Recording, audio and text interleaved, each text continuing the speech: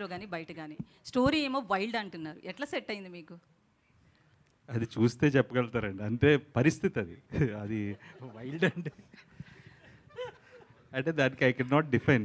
Once you see the film you'll understand what we are all talking about. So Rohit గారు? Teaser లో 5 qualities అన్నారు కాబట్టి personal life లో కూడా అవే 5 క్వాలిటీసా ఏంటి అసలు? ఇది కామెడీనా లేదంటే? అంటే డెఫినెట్గా ఎవ్రీ వన్ విల్ హ్యావ్ ఒక ప్రీ అజంప్షన్ ఉంటుంది కదండి.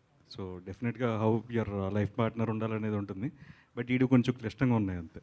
రోహిత్ సో గారు? అంటే నేను ఒక క్వశ్చన్ అడుగుతున్నా, బట్ ఇది ఎట్లా తీసుకుంటారో నాకు తెలియదు. బట్ ఓపెన్ అయిపోయి చాలా మందికి క్లారిటీ ఇవ్వాల్సిన అవసరం ఉంది.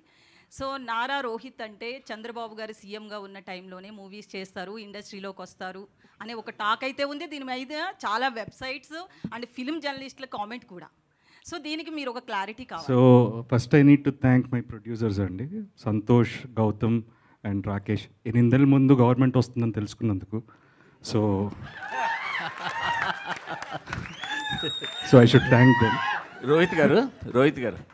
రోహిత్ గారు? హలో సార్, అవైరు సార్? ఐఎమ్ గుడ్ అండ్ మీరు ఎలా ఉన్నారు? Fine sir.